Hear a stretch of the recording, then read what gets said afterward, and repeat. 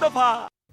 Break के बाद आपका खैर मकदम है। मध्य प्रदेश शिवराज सिंह हुकूमत से नाराज महकमे पावर कॉरपोरेशन के 70,000 मुलाजमीन ने दिवाली के मौके पर ब्लैकआउट करने की धमकी दी है।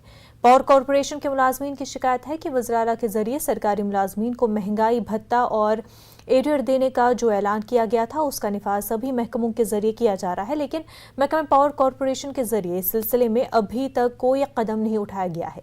वाजरा की महकमे पावर कॉरपोरेशन के मुलाजमीन के जरिए इस सिलसिले में पहले 27 अक्टूबर को मेमोरेंडम पेश किया गया था और वजीर तमन्नाई से भी बात की गई थी, मगर उनके मुतालबात को लेकर अब तक कोई हल नहीं निकल सका है। अपने मुतालबात को लेकर महकमे पावर कॉरपोरेशन के मुलाजमीन के जरिए रियासतगीर सतह पर सभी कलेक्टरों को आज फिर मेमोरेंडम पेश किया जा रहा है। मुलाजमीन ने इंतबाह दिया है कि अगर उनके मुतालबात पूरे नहीं होते हैं तो 1 नवंबर से वो अपने मुतालबात को लेकर अदम ताउन शुरू कर देंगे।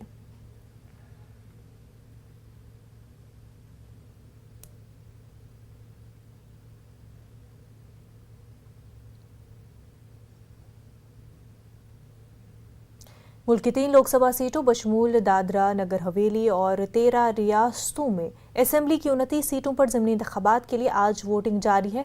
वोटिंग के अमल के दौरान मुनासिब हिफाजती इंतजामात के साथ साथ कोविड से बचाव के इक़दामात को भी यकीनी बनाया गया है। ज़्यादातर सीटों पर जहां आज वोटिंग हो रही है, असल मुकाबला बीजेपी और कांग्रेस के दरमियान है। दादरा नगर हवेली, हिमाचल प्रदेश में मंडी और मध्य प्रदेश में खंडवा में लोकसभा की नशिस्तों के लिए ज़मीनी इंतखाबात हो रहे हैं, जबकि 29 असेंबली सीटों पर जहां ज़मीनी इंतखाबात हो रहे हैं उनमें 5 आसाम, 4 मगरबी बंगाल में है। मध्य प्रदेश, हिमाचल प्रदेश और मेघालय में 3-3, बिहार, राजस्थान, कर्नाटक से 2-2, जबकि आंध्र प्रदेश, हरियाणा, महाराष्ट्र, मिजोरम और तेलंगाना में 1-1 सीट शामिल है। वोटों की गिनती 2 नवंबर को होगी और उसी दिन नताइज का ऐलान किया जाएगा। तेलंगाना के हुजूराबाद में भी ज़िमनी इंतखाब के तहत वोटिंग जारी है। टीआरएस और बीजेपी में कड़ी टक्कर है।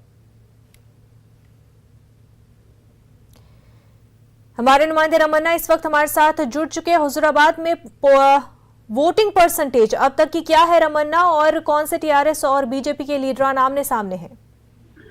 मुनज़्ज़ा, अब तक 11 बजे तक हुजूराबाद में पोलिंग परसेंटेज 33.27% तक रिकॉर्ड हुआ है। सुबह 9 बजे तो 10.5% का सुबह 9 बजे था। सुबह से पूरा वोटरों ने आके अपने वोट हक इस्तेमाल करने के लिए पूरा लाइन में खड़े हैं। हुजूराबाद डायरेक्शंस में पूरा 30 कंटेस्टेंट्स इलेक्शंस में खड़े हैं। इसमें मेजर तो बीजेपी, टीआरएस और कांग्रेस, और इस बार बीजेपी में ईटेल राजेंद्र ने खड़ा हुआ है। स्पेशली ईटेल राजेंद्र ने अपने जो अपना सीट है उसको री इलेक्ट करने के लिए पूरा कोशिश भी कर रहे हैं। शुरू से कैंपेनिंग में पूरी तरह से इन्वॉल्व होके कर रहे। अब तो इलेक्शंस में आज सुबह 7 बजे शुरू हुआ है। 7 बजे तक ये इलेक्शंस पोलिंग प्रक्रिया चलेगी और पूरा ऑफिशियल्स ने पूरी तरह से अरेंजमेंट भी किया है। एक पोलिंग स्टेशन में 2 वेबकास्टिंग का कैमरा लगा के कोई मिसअप्रोप्रिएशन एक्टिविटीज नहीं होना बोल के पूरी तरह से इंतजाम भी किया है। कई जगहों पे बीनावंका, हुजूराबाद, कोई मंडल पे टीआरएस और बीजेपी कार्यकर्ताओं को बीच में कई जगह पे झगड़ा हुआ है।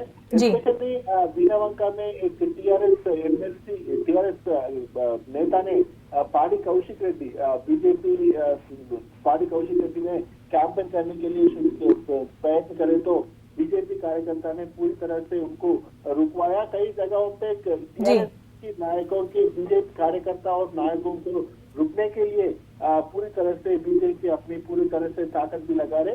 ऑफिशियल्स भी इस तरह कभी पूरा इलेक्शन की हिस्ट्री में कहीं भी नहीं हुआ है। अब तो पूरी तरह से 20,000 पैरामिलिट्री फोर्सेस को हुजूराबाद में लगा के पूरी तरह से इंतजाम भी किया है।